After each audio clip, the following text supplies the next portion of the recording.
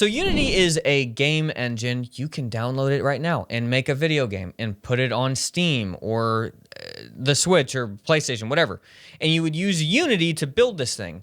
There are other engines like Unreal. There was another engine called Torque back in the day. I don't even know if that really exists anymore. That was one that I was learning a little bit as a kid. But Unity is kind of the big boy. Yeah, the one that everybody, like, there's so many tutorials online. It's incredible. Like, the support on that is amazing. So it's like one of the most popular that is out there. And it's really good for 2D games. Unreal is really good for 3D games. So Unity comes out. What happened was Unity decided, and this is just disturbing, it's like a sign of the times. You know how everything is a subscription service? Well, they decided that when you make a video game with their service... With their engine. They were saying that when you put out a game on Steam, that every time that game is downloaded, they would get money for it. And this just comes out of nowhere. After you've made like $200,000. Yeah, after you had made a certain amount of money. But it was disturbing to me because that would be like to put this into perspective, that would be like us buying Premiere Pro or Final Cut, whatever you use to edit videos. And then they say, okay, well, look, that's great that you subscribe to our service. You're a subscriber. You own it. But every time you upload this podcast onto YouTube, well, after it gets to 1,000 views, we're gonna take 20% of the income from YouTube that you got from that because you used our service. Yep. Which is just crazy disturbing. Like, it's that thought of we're in such a subscriber-based world now that they're really pushing that boundary. And the good news, this is the good news or bad news section. So the good news is that there was like a massive amount of pushback on this. So much so that the CEO actually got fired. So he's gone. Oh, he retired, Jordan. Oh, did he? Well, good for him. Yeah, he gets a sweet severance gig and stock options. Good. Very good for him. So glad he's okay. Glad he's fine. You know, I'm sure he was getting those death threats, Josh. You know, they needed to retire. So he's gone, and but the backlash from this was like crazy, and I think a lot of people from all different industries who don't even make games kind of was like, wait, this is going too far. Like, this is what everybody's going to want to do. Yeah. And if we don't stop this now and say, hey, like, this isn't okay, like, this is going to get really bad. Yeah.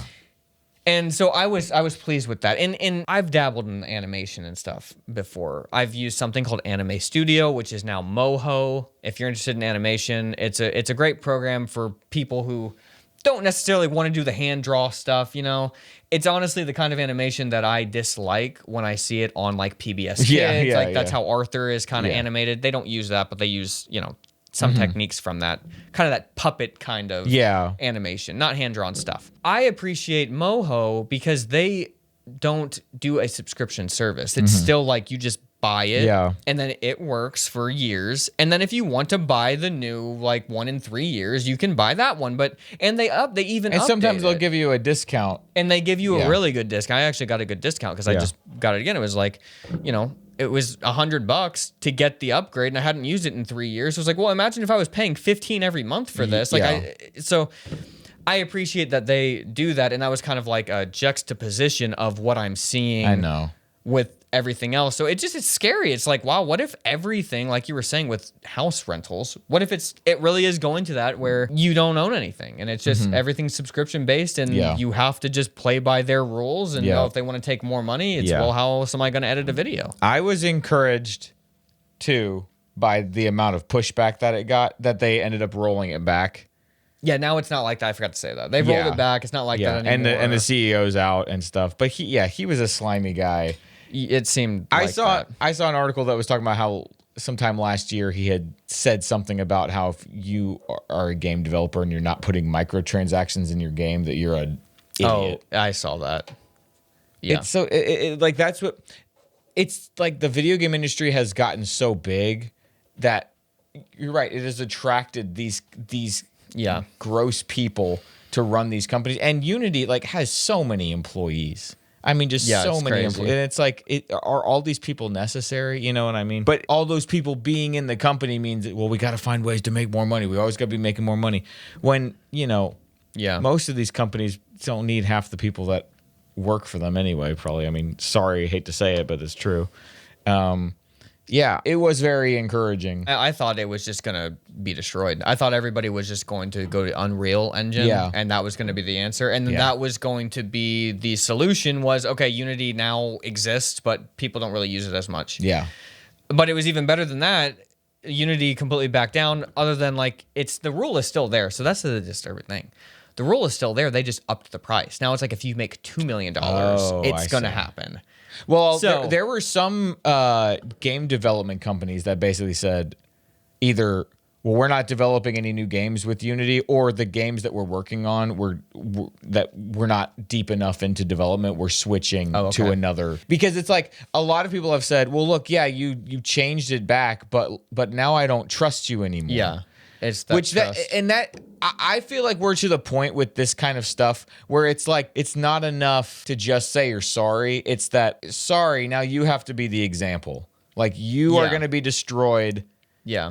So that nobody ever does this again. And I thought the same thing. It was like, well, I don't know enough. I mean, like I know the ins and outs of Unity a little bit. I get the workflow, and even though I can't do it quickly at all, like I understand the methodology of it. But yeah, I'm like, I mean, I haven't gone that far into it. Like maybe I really should download Unreal if I want to maybe do a 3D kind of something in the future. It also has 2D capabilities, but it's easier in Unity, which makes sense. But after all this, you're less likely to do that. Like, maybe I'll try the other one. Yeah, maybe I'll try Unreal. Yeah, and they think that to them it's like, oh, this is just the way to. They've already made the money in their head, and then they're like, oh wait, the money's not. Oh wait, hold on, people are mad about this. Oh. Yeah, completely. So not only are we not going to make that money, but now we have a crisis. Pay attention. Read the room, guys. Read the room. So good news. Very good news. Very good news. Very good news. Very good news.